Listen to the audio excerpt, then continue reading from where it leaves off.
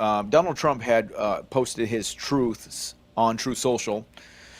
He says, I don't mind Elon turning against me, but he should have done this months ago.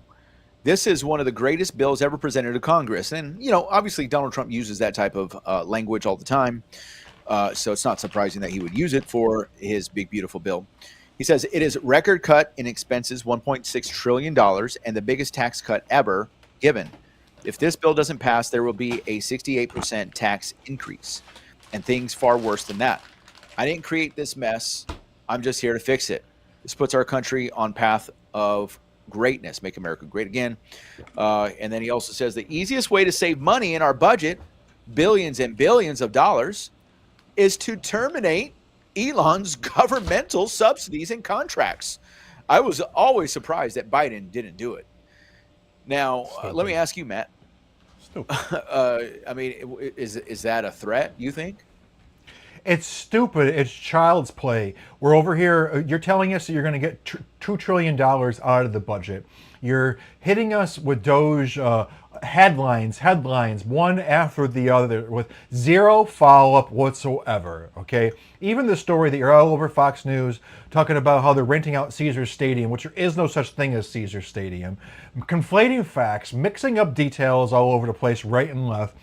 And what'd you get? You get $200 billion, okay? $300 billion, great. And you're telling us that's a whole heck of a lot of money? And then now you're gonna make it seem as if this cutting of any type of expenses is anything more than an ad hominem attack. When Elon just went to outer space, I mean, you're just falling into the hands of the left.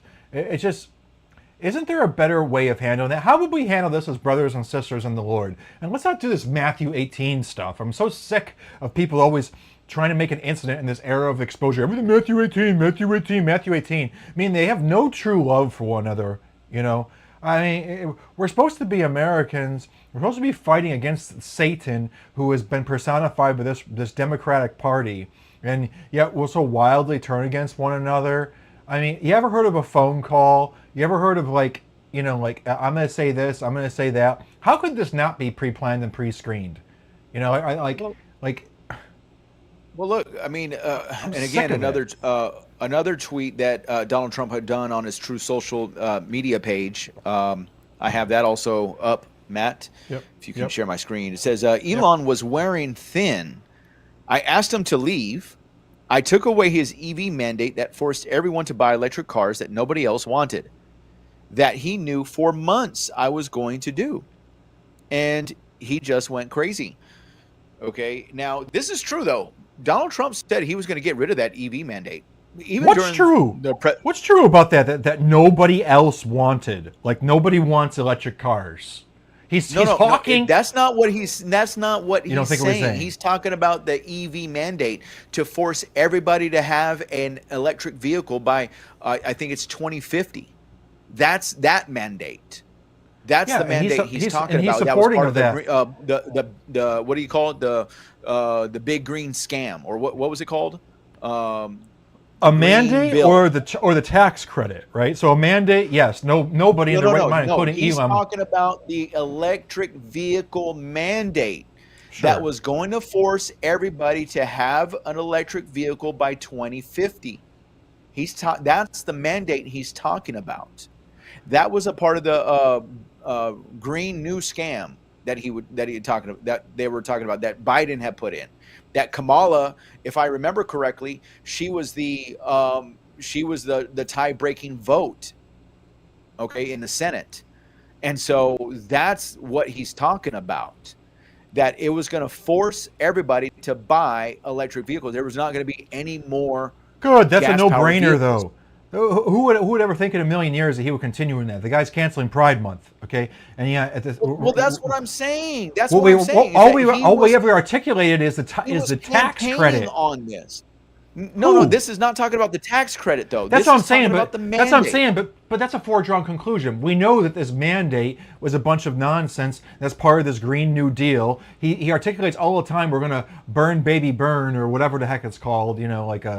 Start drill, baby, drill. We don't want to burn, baby, burn. No. He We don't doesn't. want to Well, burn that's what baby they're doing burn. today. They're burning burning the house down, feeding CNN. These people are just joyously laughing at everything, and it all could have been avoided. If this happened between two co-pastors at a church or something, I would fire them both. I really would. It would be absolutely intolerable. But we got no choice because we're so embedded. We're so attached to the president, him, because they're so unique statesmen, and I just gotta eat crud all day with him literally campaigning to like kick and like cast dirt and mud at people like Rand Paul. Yeah,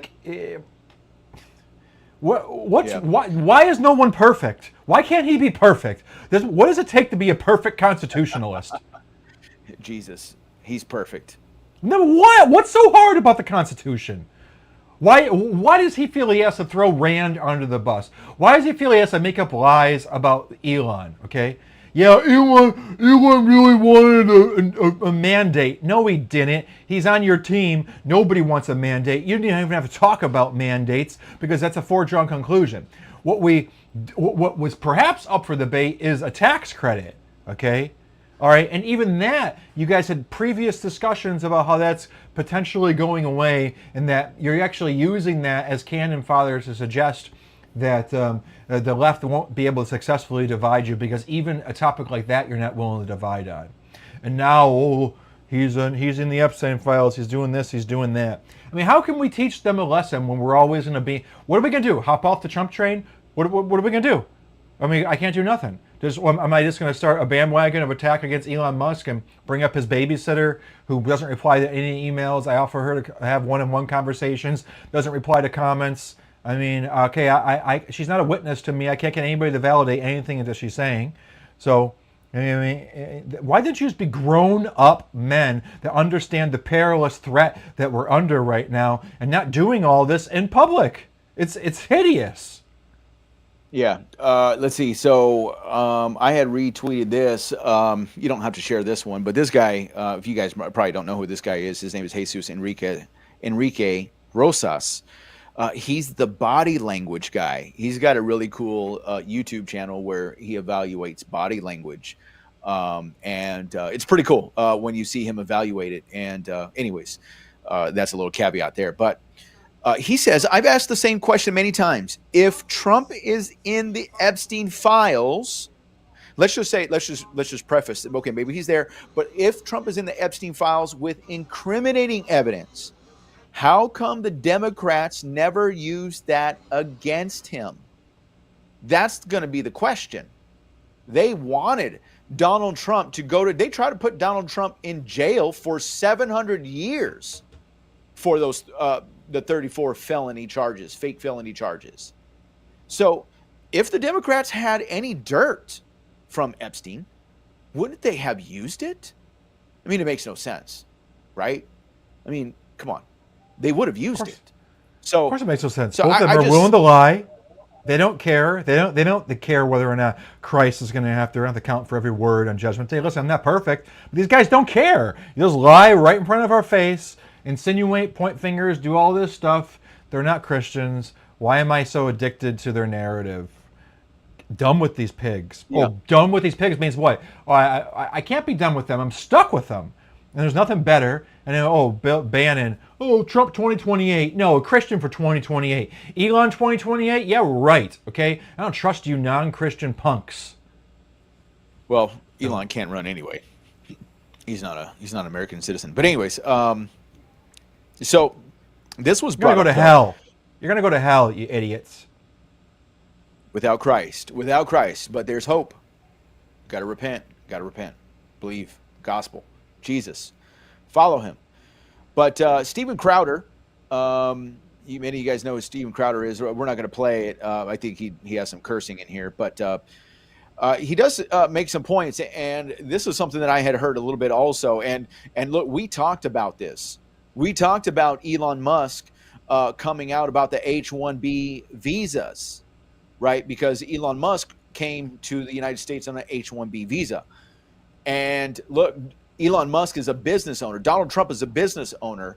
They use the H-1B visas as a means to, hold this visa over people's heads. They can get people at cheaper rates, and they can force them to work overtime, even without following the rules of overtime. It's just what business owners do, right? It's a lot like when business owners, have their sweaters made in sweatshops in China, right? And then they sell in the United States. Same thing. I mean, I'm not saying that's right, okay? And even Donald Trump said, he's not saying that it was right, but he used it during his first campaign in 2016. Donald Trump was against H-1B visas, and so when a few months ago, when Elon Musk was talking about these H-1B visas, I think this is happening actually even before the election, actually. But nonetheless, this is when the bird flu was going around. We had that thumbnail with Elon Musk and that lady, and then that bird swimming in milk with the mask on it, holding a Visa card. That was pretty epic. But anyways, let me get back to the point.